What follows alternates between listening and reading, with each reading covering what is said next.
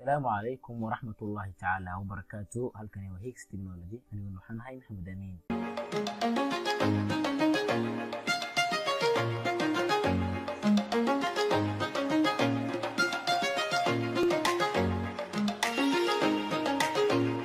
kusoo dhawaada cashirkeena maanta.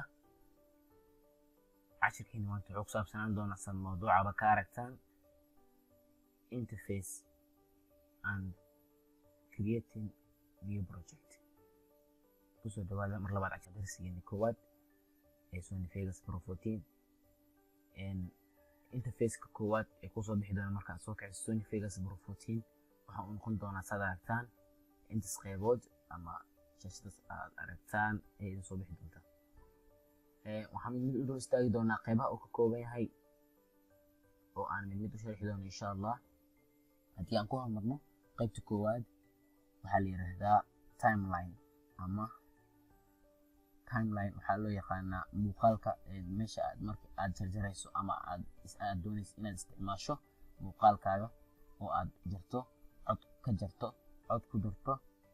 ama siiso codkiisa codka aad digarayso video la tirayso aad digarayso video aad effective soo darto ama wax kasta oo aad uga baahata aad ka bedeli karto qaybaha meesha wax laga bedelo ayaa la yiraahdaa timeline. oo halkaas waxaan isticmaali doontaa cursor-kaas oo aad duugayn doonto meel allaala meesha aad u baahato inaad wax ka bedesho ama aad ka digarayso videogaaga ama codkaaga. halka xigto meeshan aan eegaysano halka xigta waxaa lahaa video preview. video preview waxaa loo yaqaanaa halkaas midowga ah waxaana kaaga soo muuqan doonaa previewga videoga aad isticmaalayso codka ma jiro videoga aad isticmaalayso ayaa kaaga soo muuqan doona halkaas. waxaa la yiraahdaa video preview. waxaa inoo soo hartay halkan waa qaybtii project mediaha ama waxyaabaha aad soo gelinaysay. markaad wax soo gelinayso waxaad isticmaalaysaa project media. waxaa kaloo meesha inoogu jira transitions oo ah habka soo gelitaanka iyo ka bixitaanka videoyada oo aniga hadda wax badan iguma jiraan, waa si default-ga ku soo degay laakiin waxyaabo badan ay soo degsan kartaa oo internet-ka aad ka helaysaa. markii dhinaca qaybta yarta ah oo halaha cursor-ka halaha yarta ah meesha cursor-ka haduu ku taagan yahay oo halahaas ah markii aad wax ka bedesho meeshan waa content-iga aad bedeshay meesha ku soo bandhigi lahaa halka meesha yarta ah oo qaybta yarta ah iyo qaybta weyn ay isku jiraan waxaa la isku yiraahdaa project media isku yiraahdaa. intaas waxaa ku jira project media explorer-kii oo qaybtii wax ka soo gelinaysa ah, transitions-ka oo ah qayb isku bedelay videoga, effect-yadii video effect-yadii oo halka ka aragtaan oo wax badan ayaa ku jira. laakiin aniga saa un badno waxa weeye waa halihii lagu keeno by default-ga uu ku taagnaa Sony Vegas-ka. halka waxaa kaloo ku jira media generator oo waxyaabo badan iskugu jira. effect-yadii ayaa qaar ku jira, kalaradii qaarkood intaad korsaan aan ku jirno insha Allah. waxaa kaloo inoo hartay qaybta kore ee ah panelski ama qaybta kore oo u koreysa kuwa tabska siyarka ka ah waa file, edit, view, insert, tools, option, help. waxaan ku hormarin doonaa file oo ah qaybaha ugu muhiimsan aan soo qaadan doono waa new project. markaad sameynaysay markaad projecti aad mar hore samaystay aad open dhehaysid close oo markaa projectiga aad iska xiraysid oo aad marka aad u baahnayn inaad sii isticmaasho Sony Vegas oo projectigaas aad xirayso alt control F4 aad ku xiri kartaa shortcut. halkani waxaa weeye save oo aad projectiga aad waday aad rabtid inaad isticmaasho ayaad ka sameynaysaa. save as oo iyana muhiim noo ah waxaa waaye save as waxaa waaye software ama software-ka Sony Vegas Pro 14 markaad ku dhex jirto oo aad project aad mar hore save garaystay ayaad wax ku dartay haddana ama si kale extension kale inuu qaato ayaad rabtaa oo aan ahayn extension-ka uu leeyahay Sony Vegas-ka oo ah .veg waxaa ka dambeeya save garaysmaan wax kasto sawirada aad aragteen muuqaalada waxay isticmaalaan .mp4 sawirada waxay isticmaalaan iyagana .jpg ama png saad u aragtaba muuqaalo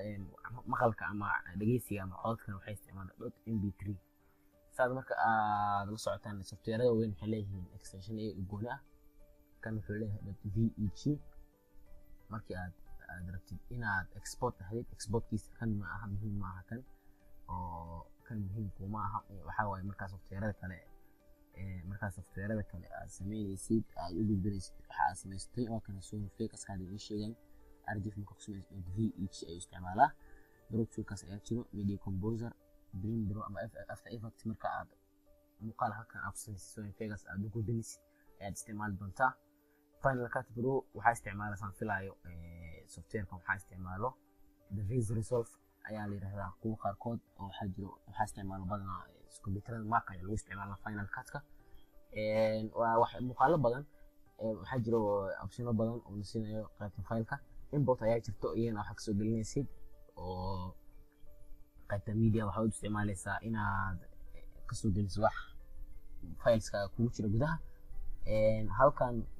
iyana waxaad kasoo geli kartaa wax kasto Final Cut Pro waxaa ku samaysan .xml uu qaataa kan Final Cut-ka Premiere Pro After Effects waxay qaataan .prpog marka waa arki doonaa iyagana laakiin aniga waxaan isticmaali doonaa badanaa media import media aan isticmaali doonaa insha Allah halkan exportkan waxaan isticmaali doonaa export isticmaali doonaa waayo waxaan rabnaa inaad exportkiisa softwareka wuxuu qaataa render hadda wax looguma jiro meeshaas saad jeedaan waxoogaa wuxuu naga saarayaa disable ayuu ka dhigayaa meeshaas waxaa keenayo muuqaal looguma jiro ama codta ama waxaan export gareyno insha Allah waan arki doonaa halkaas export ayuu kan edit aan u guda galno edit waa waxyaabihii muhiimka basic ahaa ayaa inoo jira inta kore ay muhiim ah hadda disable ka naga ah inta muhiim ay inoo yihiin waxaa arki kartaa undo oo control z u isticmaalayso redo oo control y u isticmaalayso cutki copygi basti waxa muhiim ah waa iska taqaanaan delete oo tabka u isticmaali karto keyboardkaaga delete trimki oo jaritaanki oo control t ah meeshan waa trim meesha ka bilaaban lahaa ama jaritaanka meesha ka bilaaban lahaa ilaa meesha ku dhamaan lahaa symbol yarka oo bracket ayaan isticmaali doontaa split waa video dhaxda ku maray oo aan meel aad ka kala jaraysid laba video hal video ku ahaa oo socday ay xarta inaad kala jarto dhaxda bartamaha aad kala jarto oo laba qayb ka dhigto insha Allah waa arki doonaa qaybta intaan hoose editka aan ku noqono inta hoose xogaa muhiim ah si ah tabka editka ayaan kasoo baxnay insha Allah view ayaan ku gudbinaa view marka taabato qaybta waxaan kale wax badan naga quseeyaan waxaana quseeya meeshan oo ah window marka view aad tagto window ay furaysaa waa kuwan qaybihii banaanka aad noo soo dooranaa tabski aan arkaynay project media iyo video preview aan soo master pass kan waxaa la yiraahdaa waa arki kartaan kaas ayaa la yiraahdaa master pass Allah kaas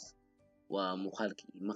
codka marka ku yar gaaban yahay hadda intuu codka gaaban yahay ayaa kor uga qaadi kartaa video duubtay codkiisa gaaban ayaa xoog kor uga qaadi kartaa hadda waa sida defaultiga ah markii oo cod aad soo dartid ama kor uga qaadi kartaa xoog ilaa halkaas aad geli kartaa kadib codka ayaa ku kordhaya insha Allah video briefing waa intii project media waa kii wax laga soo gelinayo transition waa hab isbedelka video effect waa video effects kan waxa laga soo gaabay video effects laga soo gaabay media generator waa kii tusaa text iyo waxa ku jiro halkaas ayaan ugu gudbaynaa trimmerka aan baahnay kaas timeline ayaan u isticmaali karaa qaybta trimmerka insha Allah garanaya waxa waaye wax soo gelinta waaye waxa walba meesha ka soo gelin kartaa audio ka soo gelin kartaa meeshan video track ka soo gelin kartaa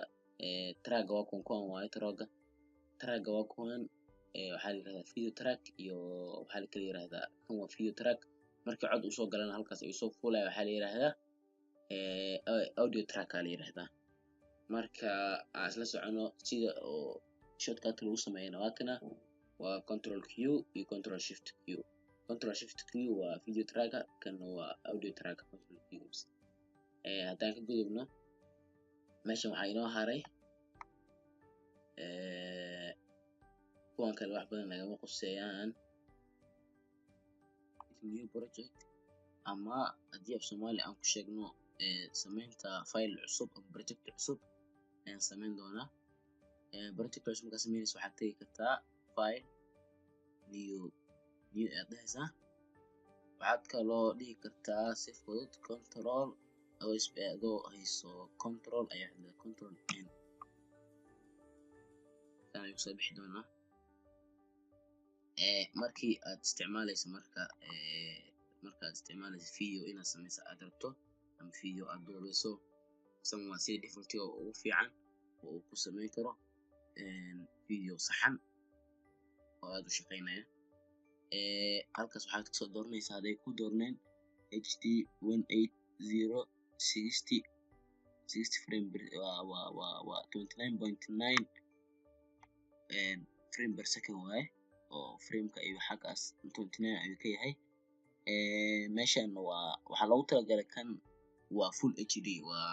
ninkii soo dhigayo YouTube ama YouTube soo dhiganayo videoga sameynayo YouTube hadduu u sameynayo waa kaas. haddii uu rabo HD caadi hadduu rabana waa 720 uu isticmaali karaa laakiin full HD waa kan waana kan caadiga YouTube uu soo galo. halkaas waxaa ka dhiganaysaa resolutionka best. wax kale oo aad bedelaysid ma jiraan. kan siisa aad ku daanaysaa kan siisa aad ku daanaysaa. halkaas okay ayaa leedahay marka aad sameynayso. xilli magacan waa u bixinaysid waa marka save dhaxdid faylka kadib ayuu magac kaa rabaa meesha aad dhigi lahayd faylka. sidaas ayuu u shaqeeyaa Sony Vegas-ka. marka hore magac kuu soo qoranaysid sida softwarada kale untitled ayay ku ahaanaya inta hore. marka isla socod wanaagsan insha Allah cashirka labaad ee inoo baran ah. aad ayaad mahadsantihiin. Assalaamu calaykum waraxmatullaahi wabarakaatuh.